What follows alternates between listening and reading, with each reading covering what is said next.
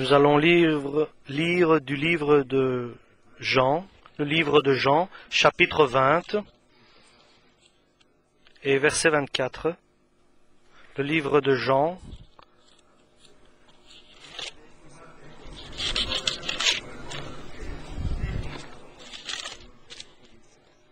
Thomas, appelé Didyme, l'un des 12, n'était pas avec eux lorsque Jésus vint. Les autres disciples lui dirent donc, « Nous avons vu le Seigneur. » Mais il leur dit, « Si je ne vois pas dans ses mains la marque des clous, et si je ne mets pas mon doigt dans la marque des clous, et si je ne mets pas ma main dans son côté, je ne croirai pas. » 8 jours après, les disciples de Jésus étaient de nouveau dans la maison, et Thomas se trouvait avec eux. Jésus vint, les portes étant fermées, se présenta au milieu d'eux et dit, « La paix soit avec vous. » Puis il dit à Thomas, « Avance ici ton doigt, et regarde mes mains, avance aussi ta main, et mets-la dans mon côté. Et ne sois pas incrédule, mais crois. » Thomas lui répondit, « Mon Seigneur et mon Dieu. » Jésus lui dit, « Parce que tu m'as vu, tu as cru. Heureux sont ceux qui n'ont pas vu et qui ont cru. » Jésus a fait encore, en présence de ses disciples, beaucoup d'autres miracles, qui ne sont pas écrits dans ce livre. Mais ces choses ont été écrites afin que vous croyiez que Jésus est le Christ, le Fils de Dieu, et qu'en croyant, vous ayez la vie en son nom. Après cela, Jésus se montra encore aux disciples sur les bords de la mer de Tibériade, et voici de quelle manière il se montra. Simon Pierre, Thomas appelé Didyme, Nathanaïl de Cana en Galilée, les fils de Zébédée et 2 autres des disciples de Jésus étaient ensemble. Simon Pierre leur dit, « Je vais pêcher. » Ils lui dirent, « Nous allons aussi avec toi. » Ils sortirent et montèrent dans une barque, et cette nuit-là, ils ne prirent aucun poisson. Le matin étant venu, Jésus se trouva sur le rivage, mais les disciples ne savaient pas que c'était Jésus. Jésus leur dit, « Enfants, n'avez-vous rien à manger ?» Ils lui répondirent, « Non. » Il leur dit, « Jetez le filet du côté droit de la barque, et vous trouverez des poissons. » Ils le jetèrent donc, et ils ne pouvaient plus le retirer à cause de la grande quantité de poissons. Alors le disciple que Jésus aimait dit à Pierre, « C'est le Seigneur. » Et Simon Pierre, dès qu'il eut entendu que c'était le Seigneur, mit son vêtement et sa ceinture, car il était nu, et se jeta dans la mer.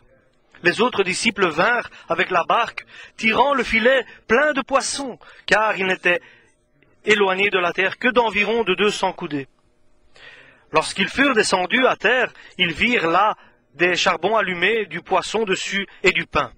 Jésus leur dit, « Apportez des poissons que vous venez de prendre. » Simon Pierre monta dans la barque et tira à terre le filet plein de 153 grands poissons.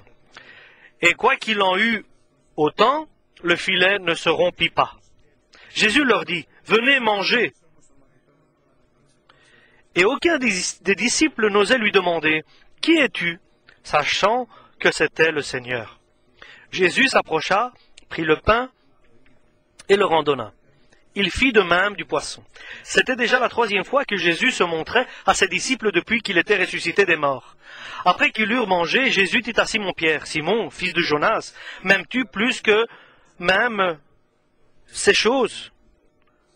Oui, il répondit, « Oui, Seigneur, tu sais que je t'aime. » Jésus lui dit, « Paie mes agneaux. » Il lui dit une seconde fois, « Simon, fils de Jonas, m'aimes-tu » Pierre lui répondit, « Oui, Seigneur, tu sais que je t'aime. » Jésus lui dit, « Paie mes brebis. » Il lui dit pour la 3e fois, « Simon, fils de Jonas, m'aimes-tu » Pierre fut attristé de ce qu'il lui avait dit pour la 3e fois, « M'aimes-tu » Et il lui répondit, « Seigneur, tu sais toutes choses, tu sais que je t'aime. » Jésus lui dit, « Paie mes brebis.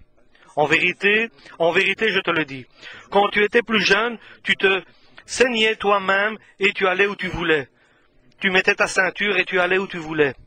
Tu t'habillais et tu allais où tu voulais. Mais quand tu seras vieux, tu étendras tes mains et un autre te mettra la ceinture et te mènera où tu ne voudras pas y aller. » Il dit cela pour indiquer par quelle mort Pierre glorifierait Dieu. Et ayant ainsi parlé, il lui dit, « Suis-moi. » Pierre s'étant retourné vit venir après eux le disciple que Jésus aimait, celui qui pendant le souper s'était penché sur la poitrine de Jésus et avait dit « Seigneur, qui est celui qui va te livrer ?» En le voyant, Pierre dit à Jésus « Et celui-ci, Seigneur, que lui arriverait-il? Que lui arrivera-t-il » Jésus lui dit « Si je veux qu'il demeure jusqu'à ce que je vienne, que t'importe? Toi, suis-moi. » Là-dessus, le bruit courut parmi les frères que ce disciple ne mourra pas. Cependant, Jésus n'avait pas dit à Pierre qu'il ne mourra pas, mais si je veux qu'il demeure jusqu'à ce que je vienne, que t'importe? C'est ce disciple qui rend témoignage de ces choses et que les écrit, et qui les a écrits, et que nous savons que son témoignage est vrai. Jésus a fait encore beaucoup d'autres choses, mais le Seigneur est ressuscité. Il a approché ses disciples, il s'est révélé à ses disciples ressuscités. Là où se rassemblaient les disciples, c'est là que le Seigneur venait et se révélait. Et pour révéler la force de la résurrection, pour leur enseigner, pour les guider, pour les diriger, pour les corriger, pour leur donner un nouveau chemin, un chemin que les hommes ne connaissent pas, ni les disciples. Seulement, le Seigneur pouvait leur révéler ce chemin.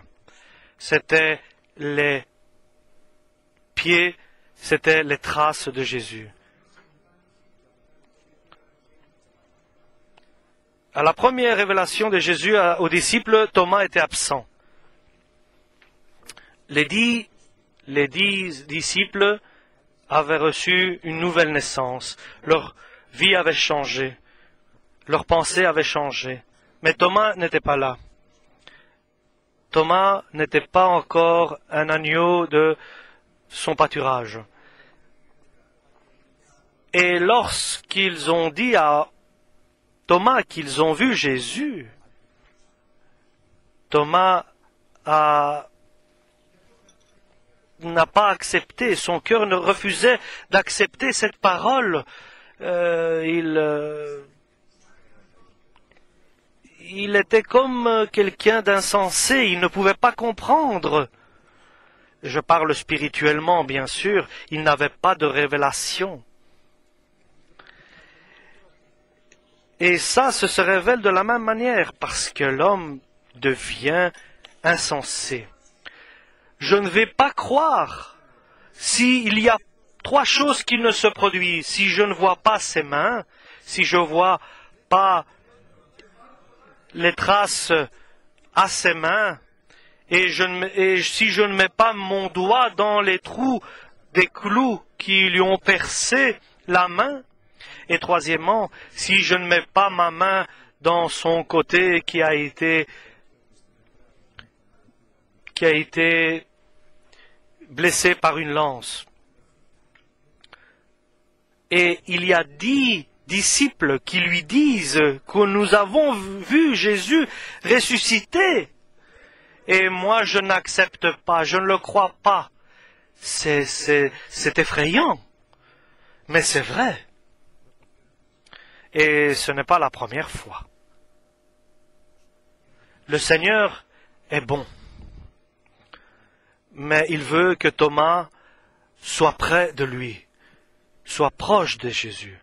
Et l'autre dimanche, il se révèle à eux dans la chambre, il passe par les murs et son attention est tournée vers Thomas.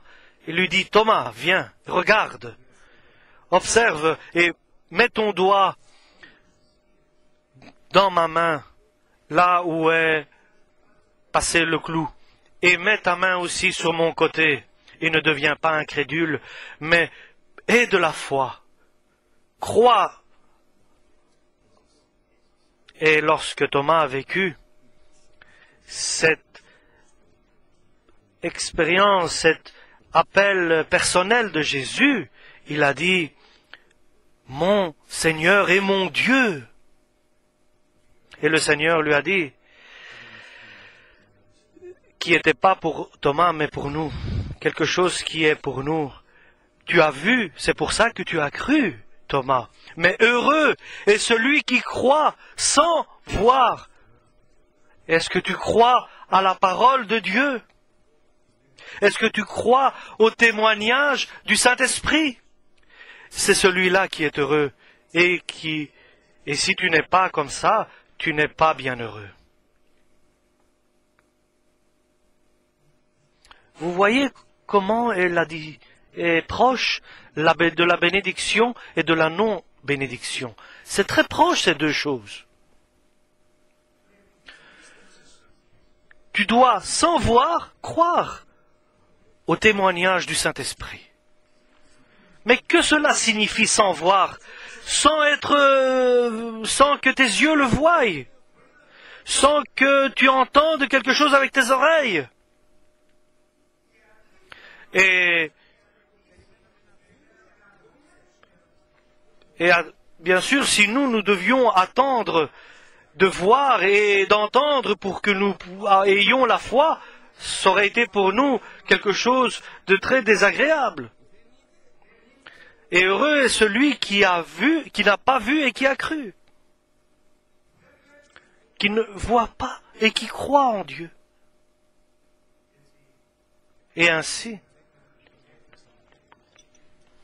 et ceux qui étaient 10 sont devenus 11.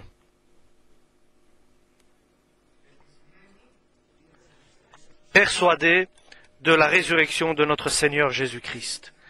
Persuadés et certains des actes de Jésus et de la voix du Saint-Esprit.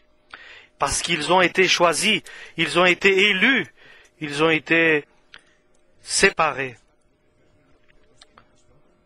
Lorsque Pierre deviendra le premier des apôtres, maintenant il n'est pas encore, il est un bon disciple, mais il n'est pas apôtre encore. Il n'est pas encore proche de Jésus. Il a entendu beaucoup sur le chemin qu'il doit suivre, mais son cœur ne l'a pas accepté. Il n'a pas compris. Il était insensé. Il ne pouvait pas comprendre et accepter la parole de Dieu. Spirituellement, il n'avait pas de révélation. Il était encore charnel, si je peux dire.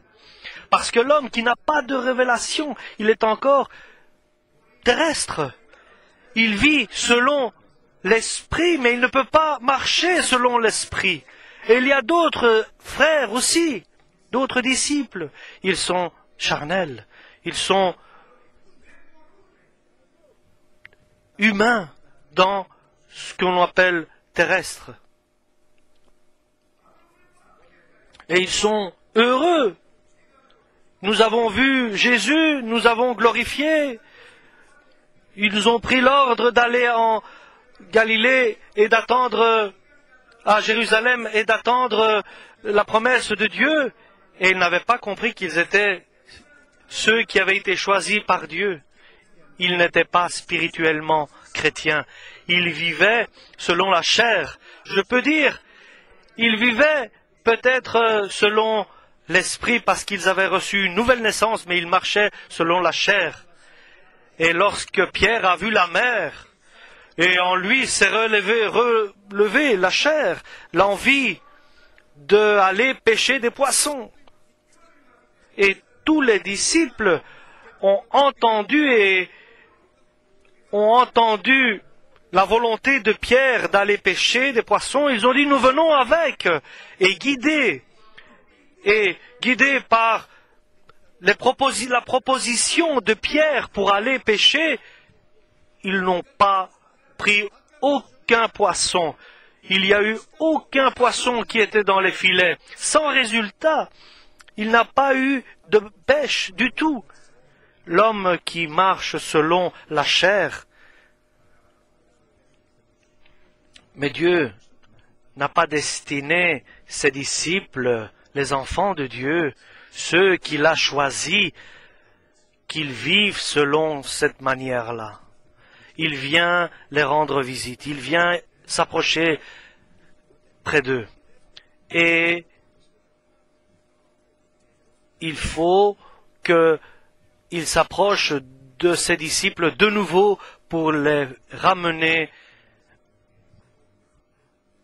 Il faut encore une fois que Jésus intervienne auprès de ses disciples. Et c'est ce que le Seigneur m'a donné aujourd'hui comme message. Tu as encore besoin encore une fois pour que je vienne te rendre visite, que je vienne vers toi, que je vienne te parler, et pour que tu pars de ce qui est ici terrestre, et que tu viennes dans le spirituel. Et nous avons tous encore une fois besoin que le Seigneur vienne vers nous.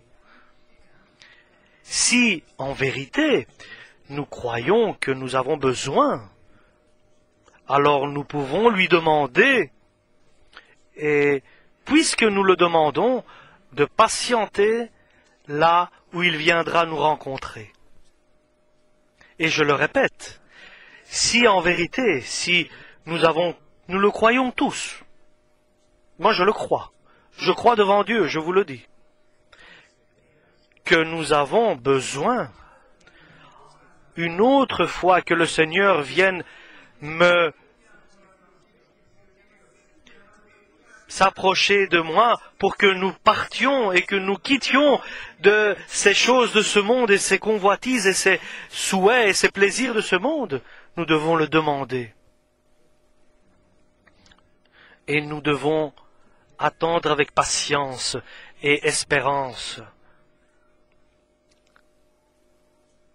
Et notre Seigneur, pendant que eux, ils péchaient, et ils avaient été avec par la proposition de Pierre, et faites attention à la proposition et au conseil de l'homme. Si nous avançons avec les conseils des hommes, et alors c'est notre chute, nous devons condamner ces conseils et ces propositions. Mais c'est Pierre. Mais il faut prendre le conseil de personne, seulement le conseil du Saint-Esprit, de la parole sainte et de notre Père et de notre Seigneur Jésus-Christ. Nous avons besoin encore une fois que le Seigneur vienne vers nous. Et le Seigneur les approche avec beaucoup d'amour et de douceur. Il était éloigné. Une fois, il avait marché sur l'eau et il était arrivé près d'eux. Maintenant, il ne va pas aller là où ils sont. Maintenant, il va les appeler pour qu'ils viennent là où il est lui. Il n'ira pas là où est Pierre, parce que c'est Pierre qui a donné la proposition d'aller pêcher. N'attends pas que le Seigneur vienne là-bas. Là où tu es parti, tu es allé avec ta propre volonté, avec ta propre pensée et ta propre envie, et qui n'était pas spirituelle. Là, le Seigneur ne viendra pas, mais il viendra t'appeler, il viendra t'enlever de là où tu es, et il t'appellera là où il est lui. Là, il a préparé du poisson sur des feux de bois, il a fait un feu de bois, et c'est un appel de Jésus. Et il leur dit, « Et enfants, est-ce que vous avez attrapé quelque chose? Est-ce que vous êtes allés avec la proposition et la vie de Pierre? Est-ce que vous avez pêché quelque chose? Non, rien. Ni un poisson. Ni un poisson. Alors, jetez votre filet de l'autre côté, à la droite de la barque. » Et là, c'est le conseil et la proposition de Jésus.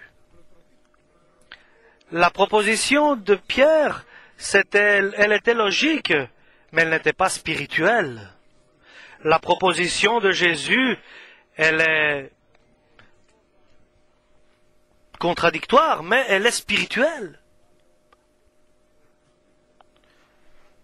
Ils ont entendu sa voix. Et c'est Jean qui l'a reconnu. Il jette le filet à la droite de la barque et le filet se remplit de poissons. Et dans cette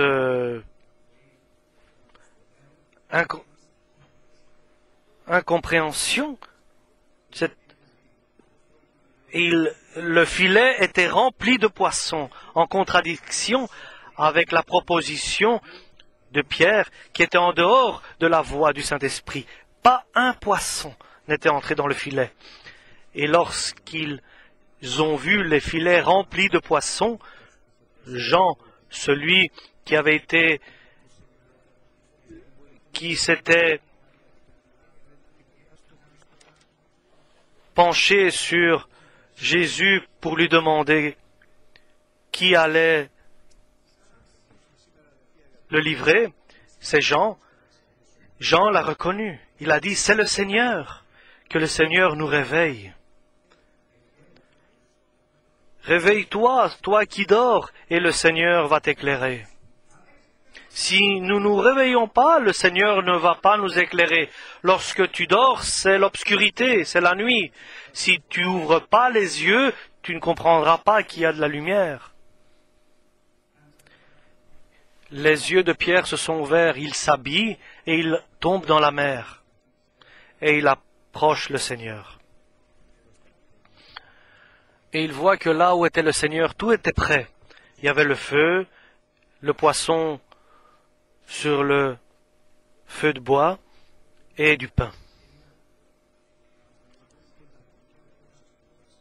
Et les disciples ont approché aussi, les autres ont approché, ils n'étaient pas loin.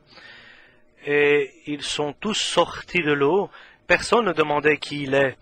Ils avaient compris qu'il était Jésus. Et je vais répéter. Lorsqu'ils sont venus là où était Jésus, ils ont tous compris qui il était. Lorsque tu vas approcher Jésus, tu vas comprendre qu'il est le Christ, qu'il est le Seigneur. Est-ce que vous avez quelque chose à manger? Maintenant, apportez de ce que vous venez de pêcher. Et Pierre monte sur la barque. Il tire le filet sur la terre. Et le filet était rempli de poissons, 153. Ils étaient autant que... mais malgré cela, le filet ne s'est pas déchiré. Parce que la proposition et le conseil de Jésus n'abîment pas, ne détruit pas. Il est juste ce qu'il faut. Et asseyez-vous maintenant pour que nous mangions. Et tout le monde a mangé du poisson grillé et du pain. Et lorsqu'ils ont terminé de manger, l'heure est venue de l'enseignement. L'heure est venue pour annoncer à Pierre qui était insensé dans ce qu'il avait fait, dans ses actes, et les apôtres, les disciples qui avaient suivi Pierre, le chemin de Jésus. Le chemin qui dit « Suis-moi ». Suis mes pas, mes traces, une nouvelle vie. Et le Seigneur veut leur révéler ce qu'il avait révélé à David. Et David disait « Le Seigneur est mon pasteur et je serai privé de rien. » Et lorsque j'aurai faim, il va me donner à manger. Et lorsque j'aurai soif, il me donnera à boire. Et si je traverse des endroits où, près de la mort, à l'ombre de la mort, le Seigneur sera avec moi. Un nouveau chemin. Mais par le Saint-Esprit. Grâce et bonté me suivront dans toute ma vie. Et moi, j'habiterai. Je demeurerai, je ne serai pas étranger ou passager de passage, mais j'habiterai. Je serai habitant dans la maison de mon Père et dans la maison de Dieu. Mais le changement Simon Yona, m'aimes-tu plus de toutes ces choses? Son cœur a changé. Maintenant, il a pensé à tout ça. Toute la nuit, j'ai essayé de pêcher. Et comme une fois, il m'avait dit d'aller et de jeter les filets plus profondément. Mais à partir de maintenant, je ne vais plus pêcher tout seul. Je veux pêcher avec la parole de Dieu, avec le Christ. Je ne veux pas sortir dans les eaux profondes. Je veux que le Seigneur soit avec moi. Je ne veux pas de ceux qui voient et qui croient. Je veux être de ceux qui croient et qui sont bienheureux sans en voir. Simon Yona, est-ce que tu m'aimes? Seigneur, toi tu sais que je t'aime. Maintenant, il y a une différente relation qui se crée.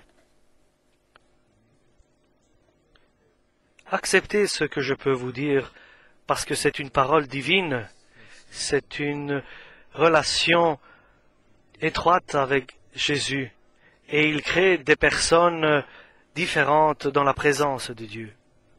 Et je vais dire aussi quelque chose d'autre. Et il n'y a pas d'autre manière pour que quelqu'un est dans la relation avec Dieu. Il n'y a pas d'autre moyen d'approcher et d'avoir une relation étroite avec Dieu. Et il lui dit, est-ce que tu m'aimes plus que ça? Il dit, oui, bien sûr. Son cœur avait pris feu. Bien sûr, tu sais bien que je t'aime, Seigneur. Il se trouve près de Jésus maintenant. Maintenant, il est parti de sa barque. Il est parti de ses pensées et de ses propositions et de ses envies. Maintenant, il est à côté de Jésus. Et son cœur, à l'intérieur, s'est enflammé par le Saint-Esprit. Et il lui demande pas cela sans raison, mais il lui demande parce qu'il y a une raison. Maintenant, cet amour pour Jésus est en lui. Son cœur a pris feu. Maintenant qu'il s'est trouvé là où est Jésus et Jésus l'attend. Simon Yona, est-ce que tu m'aimes plus que ces choses? Oui, Seigneur, tu le sais. Il y a un nouveau cœur qui s'est créé en lui. C'est un agneau choisi, élu. Dimanche passé, il ne lui a pas demandé, mais parce que son cœur n'était pas encore prêt. Il fallait que le Seigneur s'approche de lui, qu'il le rend visite dans son cœur.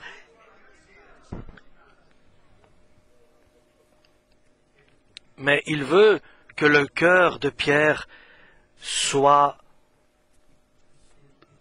Il ne veut pas la logique de Pierre, mais le cœur de Pierre. Il ne veut pas la vie de Pierre ou les désirs de Pierre. Ici, Pierre donne son cœur à Jésus. Maintenant, il la donne, oui. Maintenant qu'il a compris. Maintenant qu'il a compris son erreur. Maintenant qu'il a abandonné son avis, ses pensées, maintenant qu'il a vu Jésus et il a vu quelle force a le Saint-Esprit. Est-ce que tu m'aimes plus que ces choses? Oui, tu le sais bien que je t'aime, Seigneur. Et lorsque nous l'avons tous vécu, par expérience, il y a des moments que quelqu'un nous l'aimons énormément. Lorsqu'il est dans nos bras, comme sont nos petits-enfants ou nos enfants, mais il y a d'autres moments où nous les oublions. Pas que nous les aimons pas, mais nous les oublions. Nous nous occupons d'autres choses. Mais lorsque tu les prends dans tes bras, les petits-enfants, ton cœur se remplit d'amour. Mais nous aimons notre Seigneur lorsque nous sommes dans sa présence, lorsque nous voyons son amour, lorsqu'il se révèle à nous. Il y a des fois où nous l'oublions. Nous nous occupons d'autres choses, d'arroser notre jardin par exemple, d'aller pêcher, d'aller faire une promenade. Je ne parle pas de péché. Mais non, je ne parle pas de péché, bien sûr. Ce n'est pas des péchés, cela. Mais ici, ce moment, Dieu veut donner un cœur qu'il soit toujours chaleureux pour Dieu, qu'il soit toujours près de Dieu, près du Seigneur. Nous savons que des yeux qu'on ne voit pas, on oublie. Et c'est vrai. Moi, avec ma sœur, nous étions très attachés. Elle est partie au Canada. Mais c'est ma sœur, elle est partie au Canada. Mais si je pense à elle une fois par an, c'est déjà quelque chose. Mais loin des yeux, loin du cœur, comme on dit. Lorsque tu es prêt, alors l'amour prend feu. Pierre s'est approché de Jésus et son cœur s'est enflammé et Jésus doit lui montrer le chemin, que son cœur doit toujours être comme ainsi, doit toujours être comme ça, rempli du Saint-Esprit, rempli de la flamme de l'amour, parce que seulement alors il est digne, il est alors un serviteur de Dieu, qui accepte et qui est guidé, qui est... Est-ce que tu m'aimes, Jean, Pierre, Johanna, plus que ceci? Oui, maintenant je peux te confier mes brebis pour que tu puisses les paître, les apporter paître. Tu ne les laisseras pas et tu iras pêcher. Tu ne les laisseras pas suivre une autre personne. Tu ne les laisseras pas. Tu ne les abandonneras pas. Ce que moi je t'ai donné, ce que toi tu feras pas ce que les autres voudront. Et il continue l'élévation. Il veut l'approcher plus près de lui. Simon, Johanna, m'aimes-tu? Oui, Seigneur, tu le sais bien que je t'aime.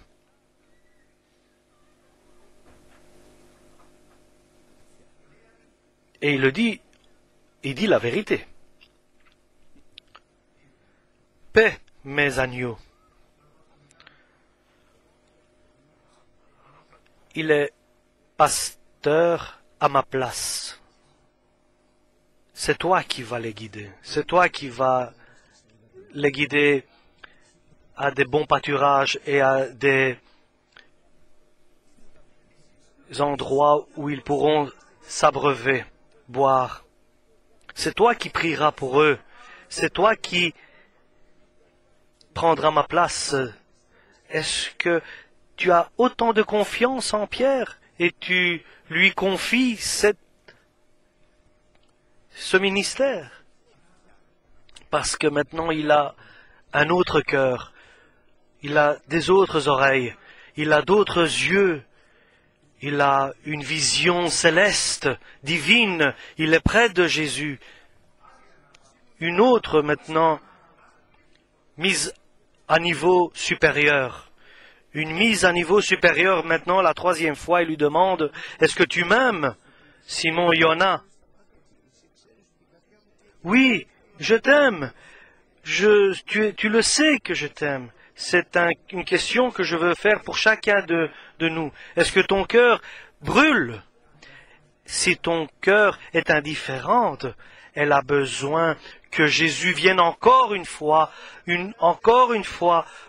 qu'il s'approche de toi. Et peut-être plusieurs fois qu'il vienne s'approcher et te rendre visite. Si ton cœur brûle en toi, par le feu du Saint-Esprit, alors le Seigneur peut te confier certaines choses. Il faut que nous arrivions à ce niveau-là pour que le Seigneur puisse nous confier et avoir confiance en nous. Et chacun reconnaît sa propre personne, reconnaît son propre sentiment. Mais il faut que ce jour-là vienne, que le Seigneur vienne te rendre visite, vienne te visiter, vienne te parler. Et il continue.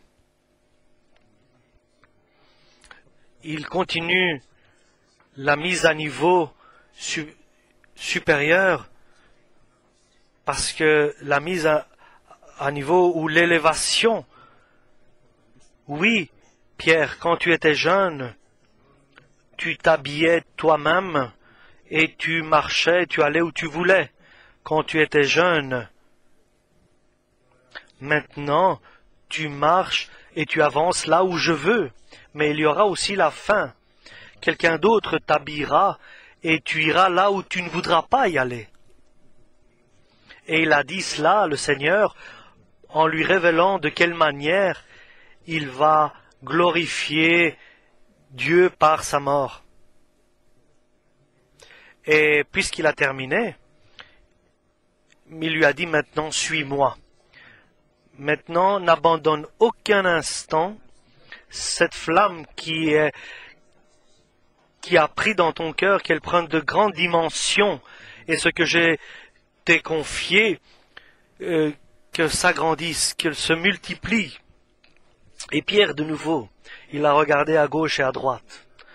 Au lieu de s'occuper avec le Christ et avec soi-même, avec sa propre personne, au lieu de s'occuper et de suivre les traces, les pas du Seigneur, être près de lui, il regarde Jean qui suivait. Et ici, je veux que nous voyions la différence. Pierre a suivi Jésus parce que Jésus a dû intervenir, mais Jean suivait Jésus parce qu'il aimait. Et Jean, il n'a pas beaucoup d'expérience. Et que dis-tu de Jean? Comment va-t-il mourir, lui? Quelle va être sa fin? C'est comme ça, c'est ainsi que nous sommes. Que va-t-il se passer avec ce frère? Et le Seigneur répond, si je veux qu'il reste jusqu'au jour où je reviens, toi, pourquoi t'intéresses-tu à cela? Pourquoi t'occupes-tu de cela? Oui, que t'importe? Pourquoi demandes-tu que va-t-il arriver avec Jean? Nous voulons que le Seigneur, et le Seigneur veut qu'on s'occupe, que nous ayons une relation avec le Seigneur personnelle. Et que t'importe pour l'autre? Qu'est-ce que je vais faire avec lui? Et chacun a une relation personnelle avec Jésus. Et chacun, par le Seigneur, il prendra son salaire. Que t'importe ce qui se passe et quelle relation j'ai avec Jean? Et plus jamais il s'est intéressé ou il s'est occupé ou ce que le Seigneur fera avec les autres. Il a choisi la bonne part. Et la bonne part, c'était les pieds de Jésus. Chers frères, que dirons-nous? Aide-nous, Seigneur.